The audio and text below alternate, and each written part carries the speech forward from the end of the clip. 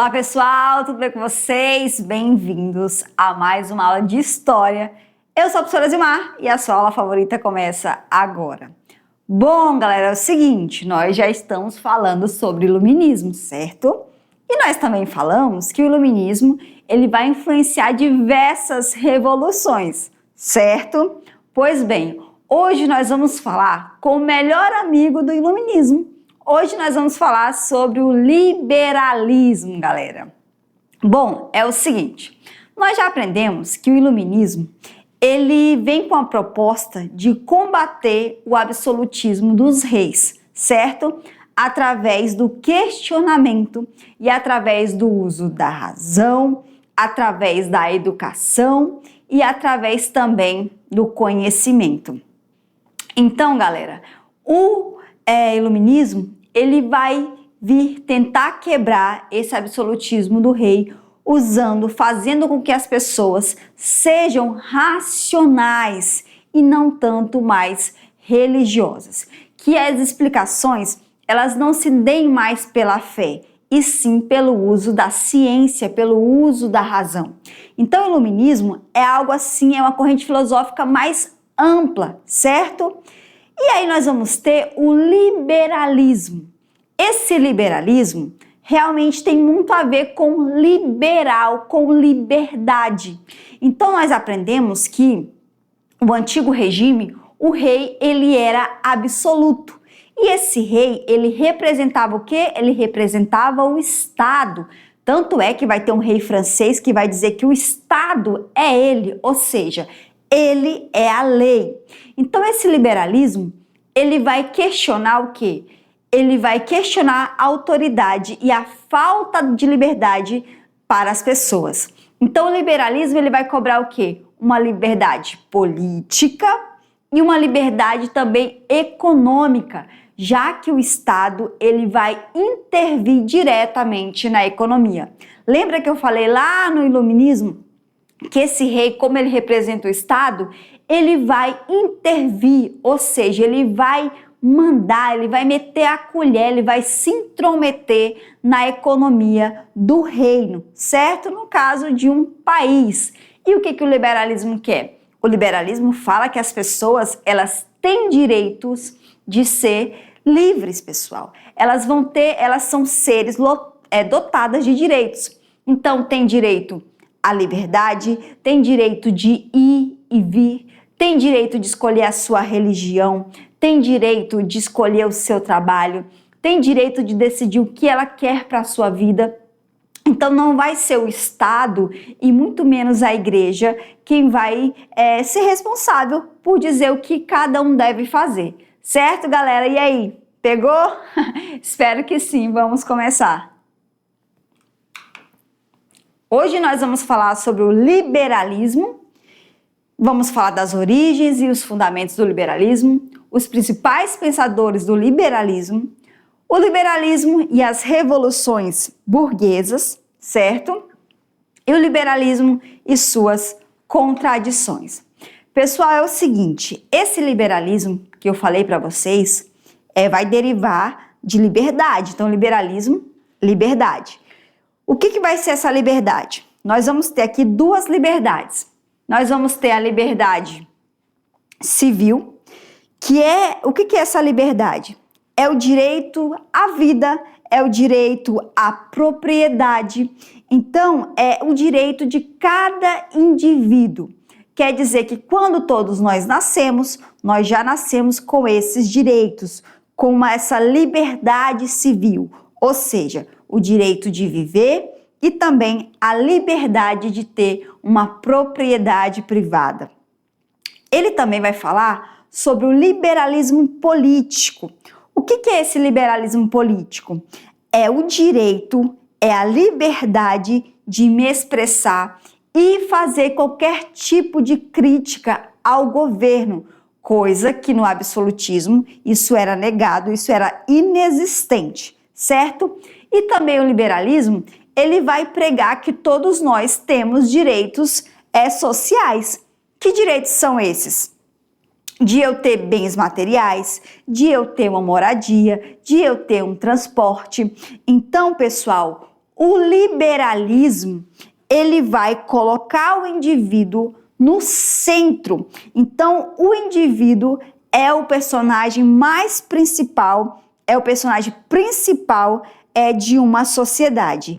E ele possui direitos e também deveres. Então, ele tem direitos de ter bens, certo? E ele também tem direito de fazer as suas escolhas. Bom, vamos lá. Liberalismo, a ideologia da liberdade e econômica e política. Vamos lá. O liberalismo, ele vai surgir entre os séculos 17 e 18, como uma corrente de pensamento que defendia a liberdade individual, galera. O livre mercado e a limitação do poder do Estado. Então, no liberalismo, o indivíduo, ou seja, você, eu, somos os personagens principais. E a nossa liberdade individual, ela tem que ser respeitada.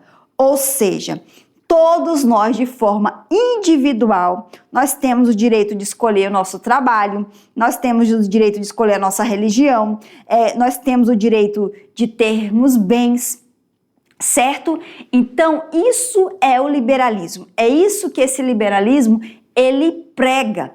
E ele prega também o livre mercado, ou seja, a não interferência do Estado na economia. E também a limitação do poder do Estado, ou seja, a limitação do poder do rei, já que o seu poder era absoluto. Bom, vai ser inspirado nas ideias iluministas, aquela ideia de liberdade, de igualdade, certo? O liberalismo, ele tornou-se a base ideológica das revoluções burguesas e da formação dos estados modernos. Ele influenciou profundamente a política, a economia e a organização da sociedade ocidental até os dias atuais. Então, galera, lá no antigo regime, nós vamos ter o absolutismo. O absolutismo, como vocês já sabem, é o poder absoluto desse rei. E quem vai reafirmar esse poder, quem vai dar esse poder, quem vai legalizar, legitimar esse poder, vai ser a igreja, galera, certo? Só que esse liberalismo, ele vem começar a questionar e fazer oposição a esse tipo de governo, ao absolutismo, certo? Tanto é que o liberalismo, ele vai impulsionar várias revoluções burguesas. Grave esse nome, burguesa, principalmente lá na Inglaterra e também na França, certo, galera? Por que burguesa, professora? Porque os burgueses, eles estão ganhando força, certo? Estamos aí na Revolução Industrial, nós vamos ter as indústrias, esses donos de indústrias de propriedade privada, eles vão começar a ganhar dinheiro, o que a igreja vai condenar, o lucro, né? A igreja condenava o lucro, e metade do que esse burguês ele produzia, o Estado pegava como imposto. Então, essa ideia de liberdade, de individualismo, vai ganhar muita força. Ou seja, eu acabo com esse absolutismo e eu sou agora livre para produzir e também para ter bens. É por isso que essa burguesia, ela vai liderar, vai ser a cabeça dessas revoluções burguesas liberais, certo? Vamos continuar. E aí nós vamos ver aqui as origens e fundamentos do liberalismo. Vamos lá. O liberalismo é uma filosofia política e econômica que surgiu na Europa, principalmente a partir do século XVII. Sua ideia central é a defesa da liberdade individual em todas as áreas, na política, na economia e na vida pessoal também. O liberalismo, ele surgiu como uma resposta ao antigo regime, que tinha reis com poder absoluto, a igreja como grande influência e uma economia controlada pelo mercantilismo. Essas ideias limitavam a liberdade das pessoas e impediam o progresso. Como eu acabei de falar para vocês, nós vamos ter o absoluto, então nós vamos ter esse rei que impede esse progresso. Por quê? Porque tudo ele tinha que autorizar, certo? Tudo o rei ele tinha que dizer sim. Se ele dissesse não, a pessoa ela tinha que não fazer simplesmente. Nós vamos ter o mercantilismo. O que é essa política mercantilista? Lembra que Portugal e Espanha vão se jogar ao mar por causa dessa política? Então essa política vai pregar um enriquecimento dos estados. Então como que esse enriquecimento ia se dar? Através do acúmulo de metais preciosos, certo? Então quanto mais metal, quanto mais ouro, mais prata tivesse aquele estado, mais rico esse rei ele seria.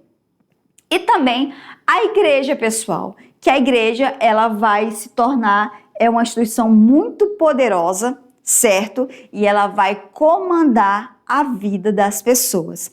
Então, rei e igreja vão trabalhar juntos. E aqui nós vamos ter esse começo aí, né, dessa luta por liberdade. Então, dois pilares importantes do liberalismo são o individualismo, a crença de que o indivíduo é o mais importante, e a razão, a capacidade humana de pensar e decidir por si mesmo. Para os liberais, cada pessoa deve ter a liberdade de buscar sua felicidade e seus interesses, usando a própria razão. Professora, então, o individualismo é o egoísmo? Não, galera, não é. Individualismo quer dizer que é o ser humano ali no centro, o homem. Esse homem é todo ser humano, certo? E essa pessoa ela é a mais importante dessa sociedade e não mais o rei. Então, essa pessoa, ela tem direito sim de buscar a sua felicidade, certo? Lógico que ela vai ter que seguir regras, que ninguém vai passar por cima das regras para conquistar a sua felicidade, ok? Só que esse indivíduo, ele tem vontade própria. Então, a igreja ela não pode simplesmente proibir algo que essa pessoa ela tem o direito de fazer. Esse rei, por exemplo, ele não pode determinar que tal pessoa ela seja condenada à morte. Por quê? Porque essa pessoa ela tem direito à vida. É um direito natural dessa pessoa. Essa pessoa ela tem direito de escolher o que ela quer fazer da vida. Ela tem direito de escolher o seu trabalho. Essa pessoa ela tem direito de ter bens, certo? Então a igreja ela não pode dizer que isso é pecado, eu ter bens. Pelo contrário. Então essa burguesia que vai acumular muitos bens, ela já vai pensar o contrário. Mas tudo isso através da razão, através do uso da ciência. O que é esse uso da ciência? É você comprovar, é você ter como comprovar e não apenas ficar falando sem que você comprove essa coisa que você está falando, certo? Vamos continuar.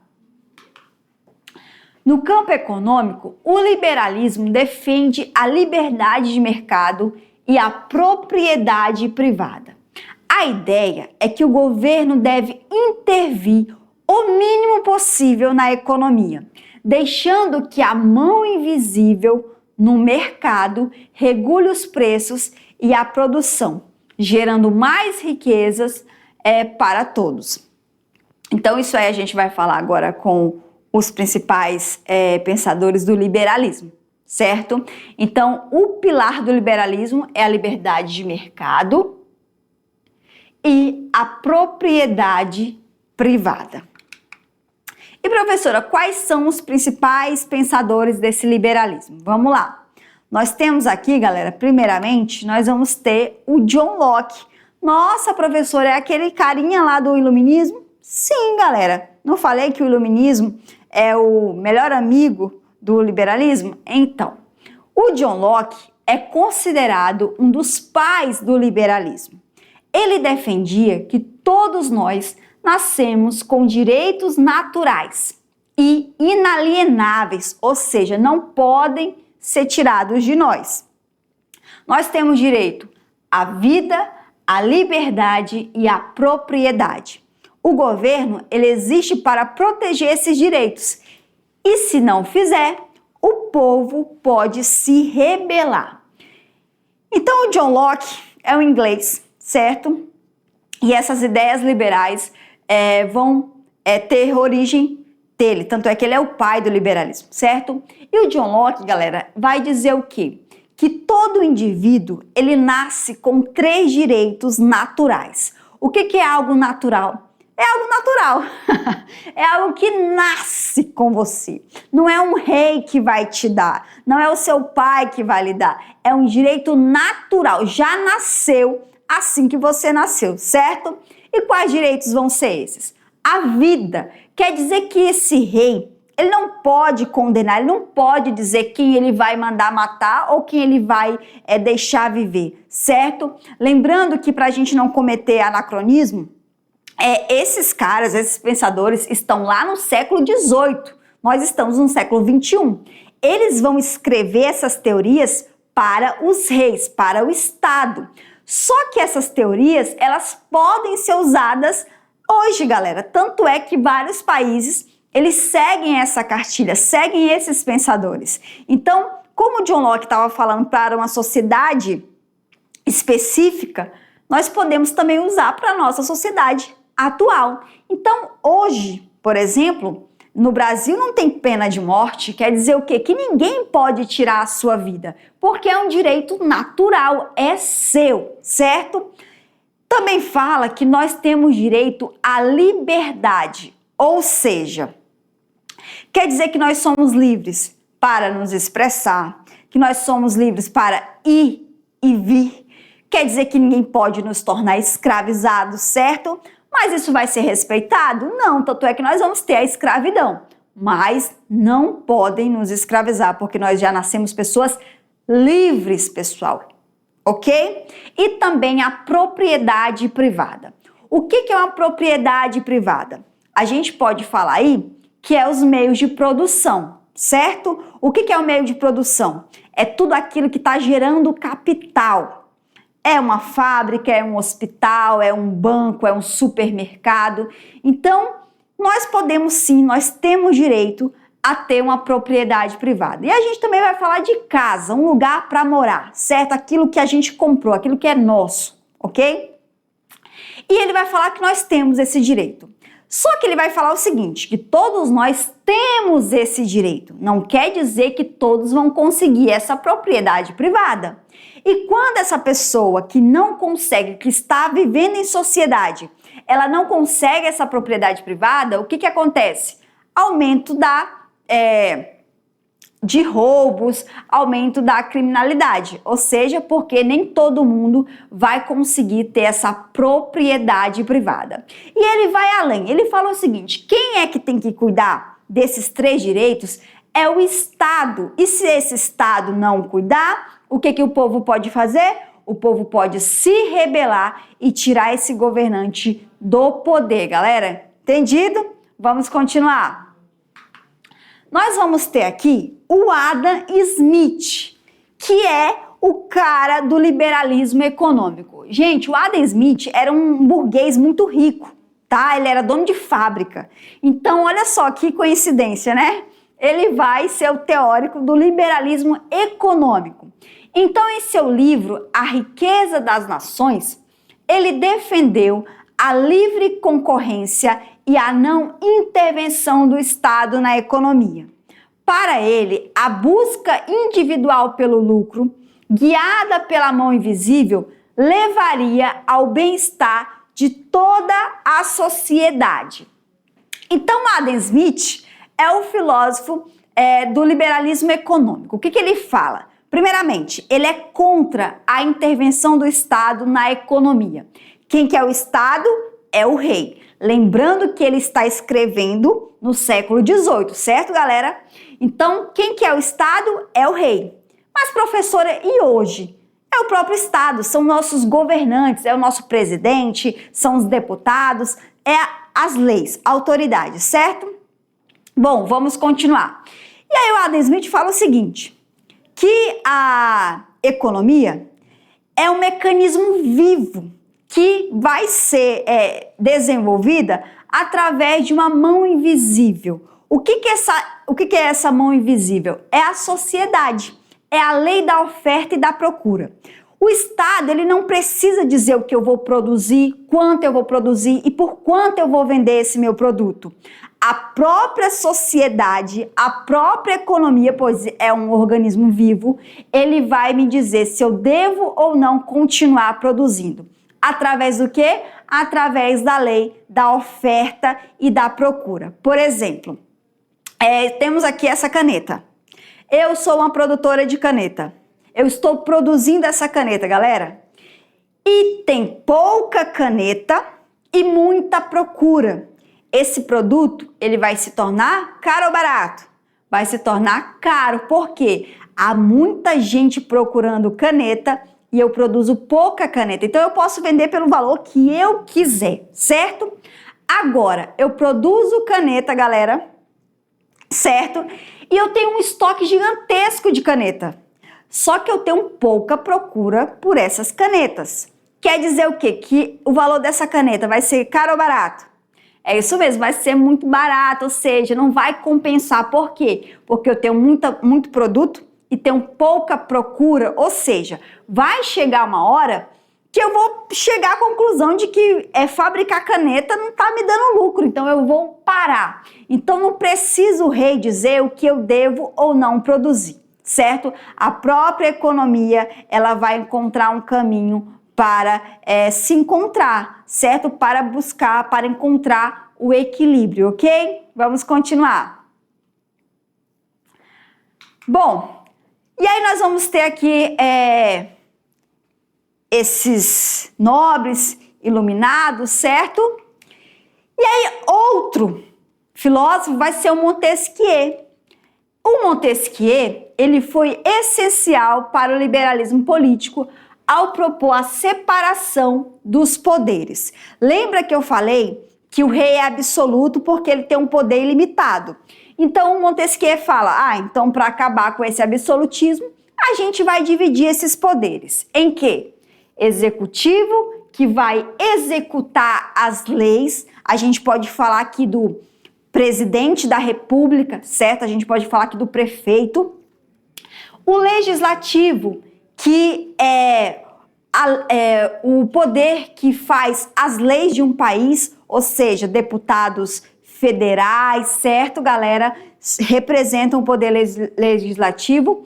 E também o judiciário, que são os juízes. Eles vão julgar essas leis.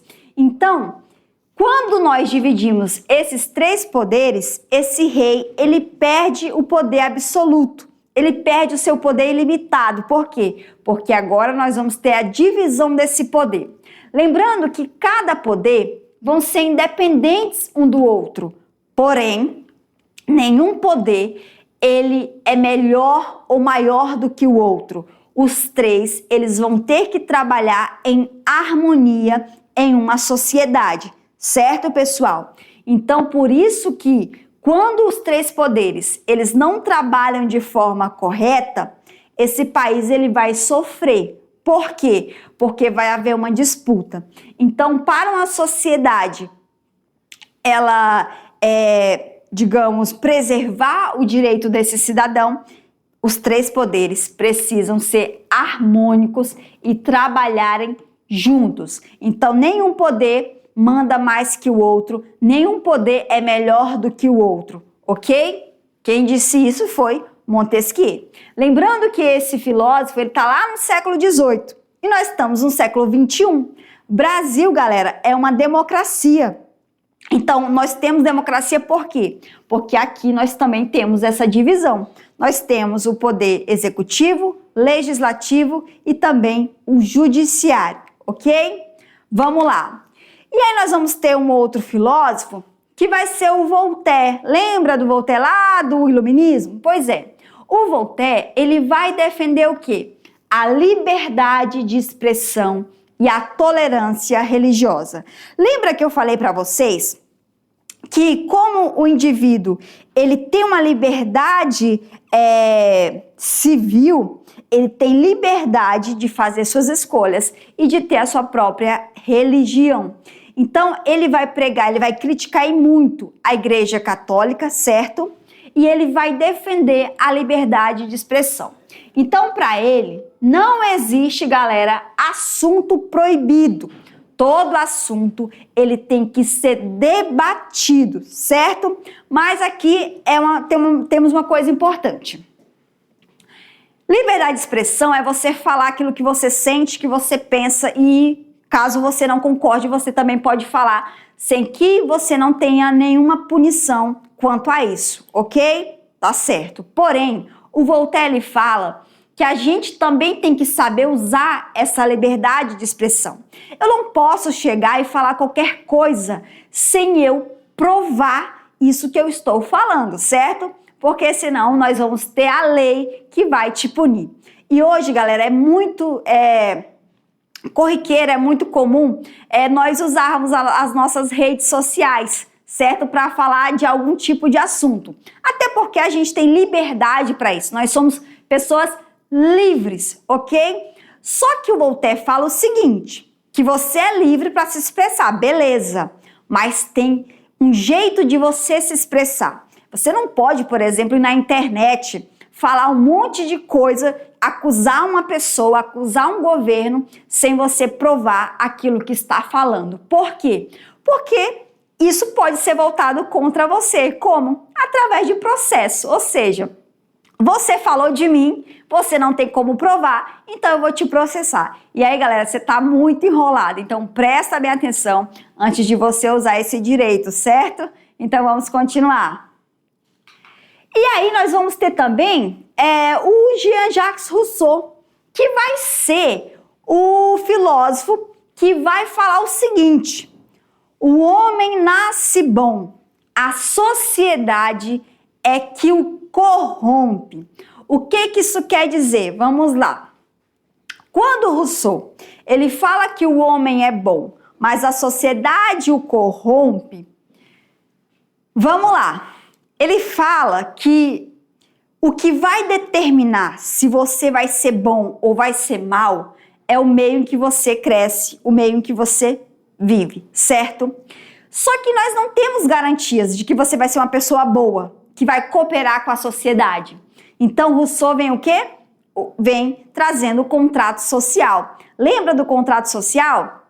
Que é aquele contrato que você assina assim que você nasce, certo? Que contrato é esse, professora? É aquele contrato onde você abre mão da sua liberdade para que o Estado te governe. O Estado, ele vai te governar como? Através das leis, pessoal. Ele fala o seguinte, que nós somos pessoas movidas pelo desejo, certo? Então, a única coisa que faz nós pararmos de ter esse desejo são as leis. Então, não é possível que seres humanos vivam em sociedade se não tiver o contrato social. Por quê? Porque aí viraria uma selvageria, viraria uma bagunça, por exemplo. Por que eu não roubo? Porque eu vou ser presa. Não é nem porque roubar é errado, é porque eu vou ser presa. Por que eu não posso ultrapassar aquele sinal vermelho? Porque tá na lei, se eu ultrapassar, eu vou ser multada. Então, o ser humano, ele assina esse contrato, onde ele abre mão desses desejos para que o Estado o governe. Só assim é possível viver em sociedade. E ele vai ser contra essa propriedade privada, por quê? Porque ele fala que a propriedade privada é a origem do mal, certo? Porque nem todo mundo vai ter essa propriedade privada. E aquelas pessoas que não têm essa propriedade, elas vão acabar cometendo crimes, galera. Entendido? Vamos continuar. E aí nós vamos ter algumas revoluções aqui, que nós vamos falar nas próximas aulas, que vão ser influenciadas pelo liberalismo, certo? Então, a Revolução Inglesa do século XVII foi um dos primeiros grandes movimentos influenciados pelo liberalismo. Ela limitou o poder do rei e fortaleceu o parlamento. garantindo mais direitos e liberdades para a burguesia e a gente, que era a pequena nobreza. Foi o embrião da monarquia constitucional e do parlamentarismo. Galera, essa Revolução Inglesa que nós vamos falar nas próximas aulas, ela foi muito importante porque acontece na Inglaterra e é essa revolução que vai derrubar o absolutismo. Agora o rei, ele continua sendo rei, mas não mais um rei absoluto. Ele vai ser um rei que vai governar juntamente com o parlamento. Então esse rei, ele vai ter o seu poder limitado, certo? Ele vai ser limitado por quem? Ele vai ser limitado pelo parlamento. Então esse rei, ele não é mais absoluto. Então o liberalismo, ele vai influenciar essa revolução e mais outras. E aqui nós temos a Inglaterra saindo na frente mais uma vez quanto a essa questão. Vem com a Revolução Industrial, aqui nós temos a queda do absolutismo, certo? Então a Inglaterra não é à toa que vai se tornar uma grande potência econômica, certo? E aí nós também vamos ter a independência dos Estados Unidos, que foi fortemente inspirada nos ideais de Locke, aqueles ideais dos direitos naturais. Então os colonos, eles lutaram por liberdade, autogoverno e direitos individuais, criando uma república em uma Constituição que garantia a separação de poderes e a soberania popular. Então nós vamos ter mais uma revolução, que é a independência dos Estados Unidos. E galera, a maior delas, que também é assunto para as próximas aulas, que é sobre a Revolução Francesa de 1789, que foi o ápice das revoluções burguesas e a maior expressão dos ideais liberais. Então, essa revolução, ela vai servir de base para outras que vão vir. Então, a Revolução Francesa é o ápice do liberalismo, galera. Ela derrubou o antigo regime e criou a Declaração dos Direitos do Homem e do Cidadão, que nós vimos lá na última aula, certo? E buscou estabelecer uma sociedade baseada na liberdade, igualdade e fraternidade. Bom, sobre a Revolução Francesa, nós vamos falar muito sobre ela ainda, certo? Mas isso aí já é um spoiler para o que te espera nas próximas aulas. E aqui nós vamos ver que essas revoluções burguesas, elas foram impulsionadas pelo liberalismo. Mudaram o mapa político da Europa e das Américas. Elas levaram ao fim do absolutismo em muitos lugares, a criação de repúblicas ou monarquias constitucionais e a ascensão da burguesia como classe dominante. Galera, então, essas revoluções burguesas, elas vão ser influenciadas tanto pelo liberalismo quanto pelo iluminismo. E são essas revoluções que vão dar fim ao absolutismo e a chegada de novas formas de governo, como a república e também como monarquias constitucionais. Por exemplo, a Inglaterra é uma monarquia até hoje, mas é uma monarquia constitucional. Nós vamos ter o rei e nós vamos ter o parlamento. Esse rei, ele tem o poder limitadíssimo por esse parlamento, entendido, galera? Vamos lá. Mas, professora, essa história de liberdade, igualdade, é para todo mundo? Então, galera, nem tudo é perfeito nessa vida. Nós vamos ter contradições, certo? Então, vamos lá. Apesar de defender a igualdade, o liberalismo inicial muitas vezes não inclui a todos. Lembra que mulheres, negros, escravizados e pessoas sem propriedades eram excluídas do direito do voto e da participação política. A igualdade era na prática restrita aos homens brancos e proprietários. Então, essa é uma contradição. Você está pregando, você está falando de liberdade, mas liberdade para quem? Só para os homens.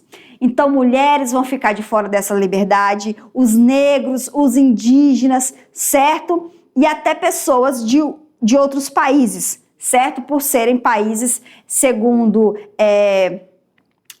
essa burguesia, países subdesenvolvidos, países inferiores aos europeus, ok? Então, vai ficar limitada a um público, mas já avança. Se conseguir derrubar o absolutismo, nós vamos também conseguir esses direitos, mas isso aí vai durar séculos, tá, galera? Vai demorar muito tempo. E aí nós vamos ter a defesa da não intervenção do Estado na economia. Nós vamos ter o liberalismo econômico, que vai levar a grandes desigualdades sociais. Sem leis para proteger os trabalhadores, surgiram jornadas exaustivas, salários baixos e a exploração, gerando pobreza e miséria. Bom, se todo mundo tem direito de ser livre, se todo mundo tem direito a ter propriedade privada, por que uma pessoa está explorando outras pessoas? Então isso aqui vai ser, digamos, uma consequência dessa não intervenção. Se bem que aquela intervenção já fazia tudo isso, certo? Mas essa intervenção agora, essa não intervenção, digamos assim, já vai ser na era das revoluções industriais. Então, o povo vai sofrer muito. Por quê? Porque agora quem vai, digamos, explorar esse público, o pobre, vai ser o burguês, certo? Por quê? Porque o Estado não vai mais intervir nessa economia. Outra contradição era que, enquanto metrópoles europeias defendiam a liberdade em seus países, mantinham colônias onde a exploração e a falta de liberdade eram a regra. O liberalismo muitas vezes serviu para justificar a dominação colonial e a busca por novos mercados. Então, como eu acabei de falar, os europeus, eles vão sempre se achar superiores aos demais povos. Então, os demais povos que na concepção do europeu era inferior, então essas pessoas elas iriam ser sim exploradas e também escravizadas. Então, enquanto na Europa eles lutavam por liberdade, lutavam por igualdade de direitos, pessoal, em outros lugares eles vão estar invadindo, vão estar colonizando e vão estar escravizando as pessoas desses lugares, certo? E aí o liberalismo, ele é um movimento complexo, com um legado de grandes avanços, direitos individuais, democracia, liberdade econômica, e também de contradições, como desigualdade social e exclusão. Suas ideias continuam a influenciar o mundo atual, sendo debatidas e adaptadas até hoje. Então, galera, o liberalismo, ele transformou profundamente o mundo ocidental, ao defender a liberdade política e econômica. Ele também inspirou revoluções, constituições e o avanço do capitalismo.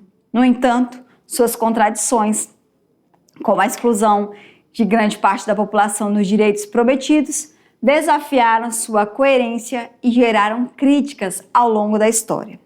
E entender esse liberalismo é essencial para compreender as bases do mundo contemporâneo e as lutas sociais que ainda persistem.